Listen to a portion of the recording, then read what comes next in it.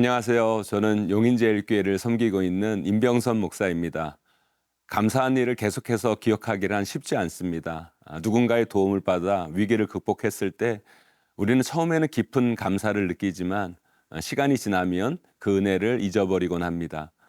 하나님께서 주신 구원의 은혜도 마찬가지입니다. 우리를 죄와 사망에서 구원하신 하나님의 은혜를 날마다 기억하고 감사하며 살아가야 하지만 삶의 분주함 속에서 때로는 망각의 늪에 빠질 때가 있습니다. 이러한 우리를 향해 성경은 하나님의 은혜를 항상 기억하라고 가르치십니다. 더 나아가 그 은혜를 삶 속에서 담대히 증거하며 살아가야 한다고 강조합니다. 오늘 우리는 이 말씀을 통해 하나님의 은혜를 어떻게 붙들고 또 그 은혜 안에서 어떻게 살아가야 할지 깊이 묵상하고자 합니다. 우리의 삶 속에서 하나님의 은혜가 어떤 의미를 가지며 그것이 우리에게 주는 힘과 소망이 무엇인지 다시 한번 되새기는 시간이 되기를 바랍니다. 오늘 우리에게 주신 말씀은 요한복음 9장 13절에서 34절입니다. 요한복음 9장 13절에서 34절 말씀입니다. 그들이 전에 맹인이었던 사람을 데리고 바리새인들에게 갔더라. 예수께서 진흙을 이겨 눈을 뜨게 하신 날은 안식일이라. 그러므로 바리새인들도 그가 어떻게 보게 되었는지를 물으니 이르되 그 사람이 진흙을 내 눈에 바르매 내가 씻고 보나이다 하니, 바리새인 중에 어떤 사람은 말하되 이 사람이 안식일을 지키지 아니하니 하나님께로부터 온 자가 아니라 하며, 어떤 사람은 말하되 죄인으로서 어떻게 이러한 표적을 행하겠느냐 하여 그들 중에 분쟁이 있었더니, 이에 맹인되었던 자에게 다시 묻되 그 사람이 내 눈을 뜨게 하였으니 너는 그를 어떠한 사람이라 하느냐. 대답하되 선지자니이다 하니, 유대인들이 그가 맹인으로 있다가 보게 된 것을 믿지 아니하고 그 부모를 불러 묻되 이는 너희 말에 맹인으로 났다 하는 너희 아들이냐?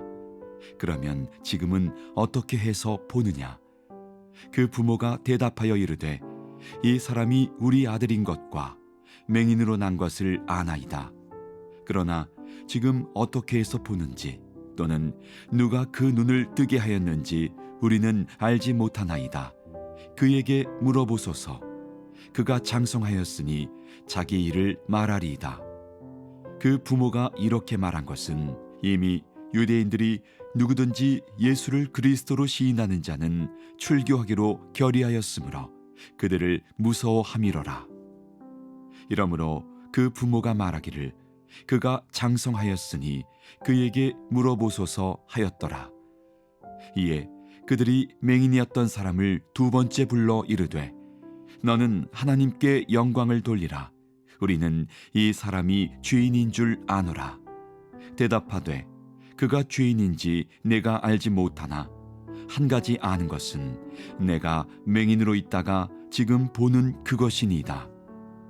그들이 이르되 그 사람이 네게 무엇을 하였느냐? 어떻게 내 눈을 뜨게 하였느냐? 대답하되 내가 이미 일렀어도 듣지 아니하고 어찌하여 다시 듣고자 하나이까? 당신들도 그의 제자가 되려 하나이까? 그들이 욕하여 이르되 너는 그의 제자이나 우리는 모세의 제자라.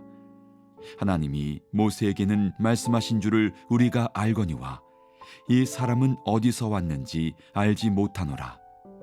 그 사람이 대답하여 이르되 이상하다.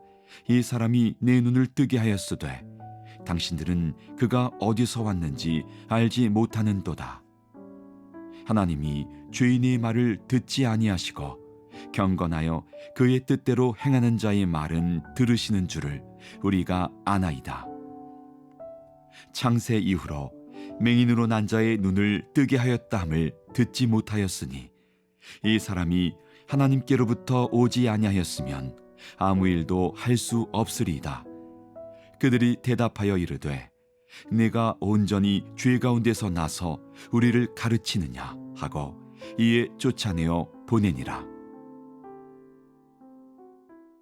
본문에서 우리는 하나님의 놀라운 은혜와 그 은혜를 제대로 보지 못하는 인간의 연약함을 대조적으로 보게 됩니다. 태어날 때부터 맹인이었던 사람은 예수님께 치유받아 새로운 삶을 시작했습니다. 이 사건은 단순히 맹인의 육체적 치유를 넘어 영적인 눈이 열려 하나님의 능력을 보게 되는 구원의 사건이기도 합니다. 그러나 이를 둘러싼 사람들의 반응은 그리 긍정적이지 않습니다. 바리새인들은 이 기적을 통해 드러난 하나님의 은혜를 인정하기는커녕 안식일에 이 일이 일어났다는 이유로 예수님을 정죄했습니다. 그들의 눈에는 맹인이 치유된 놀라운 사건보다 자신들이 고수하는 종교적 전통이 더 중요했습니다. 심지어 그들은 맹인의 부모에게까지 압박을 가하며 진리를 외면하고 기적의 증거를 무시하려 했습니다. 이 모습은 우리의 연약함을 돌아보게 합니다. 우리는 하나님의 은혜를 경험하고도 종종 잊어버립니다. 하나님의 도우심과 사랑이 있었음에도 현실 속 어려움이나 세상적 기준으로 인해 그 은혜를 외면하거나 불평하곤 합니다. 생명의 삶 가족 여러분, 하나님께서 베푸신 은혜는 우리가 존재하는 이유이며 우리 삶의 기반입니다. 그러나 그것을 잊어버릴 때 우리의 신앙은 약해지고 하나님과 멀어질 위험에 처하게 됩니다. 맹인이 받은 치유와 하나님의 구원의 손길이 나에게도 주어졌음을 기억하고 감사할 수 있기를 바랍니다. 하나님의 은혜는 우리가 가장 먼저 기억해야 할 것이며 그것이 우리를 이끄는 힘임을 잊지 않고 살아가는 우리 모두가 될 수 있기를 소망합니다.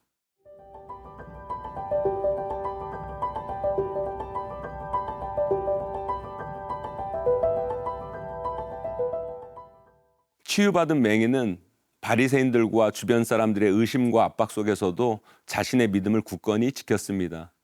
그는 자신을 치유하신 분이 예수님임을 분명히 증언하며 그 기적을 부정하려는 시도에 맞서 싸웠습니다.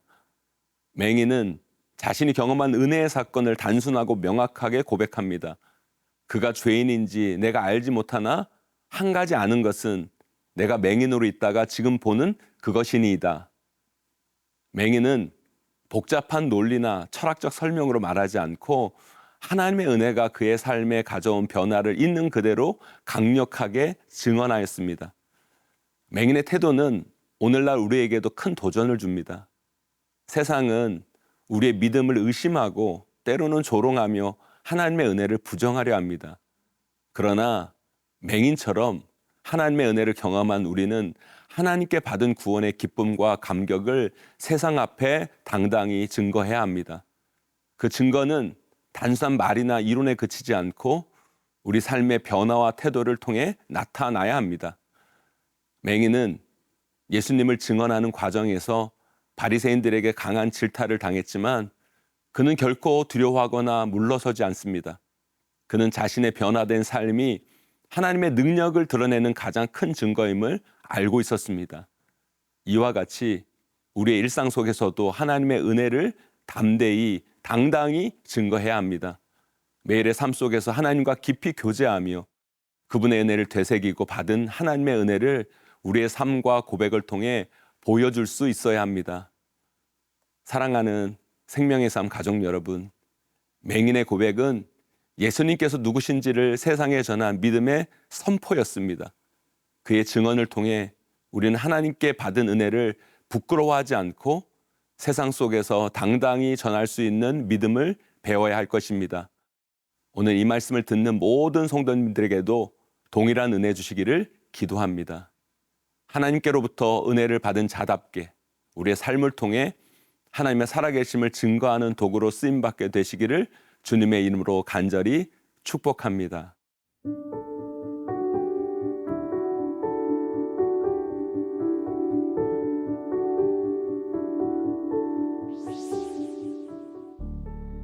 하나님 아버지, 우리를 죄와 어둠에서 구원하시고 놀라운 은혜로 새로운 생명을 주심에 감사드립니다.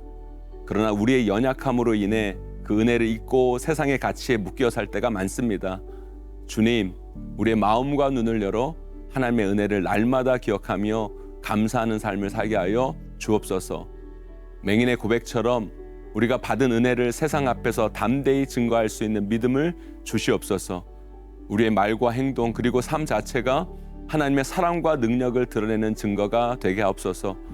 오늘도 우리의 삶 속에서 하나님의 은혜를 새롭게 깨닫고 그 은혜로 살아가는 복을 허락하여 주시옵소서. 예수님의 이름으로 간절히 기도드립니다. 아멘.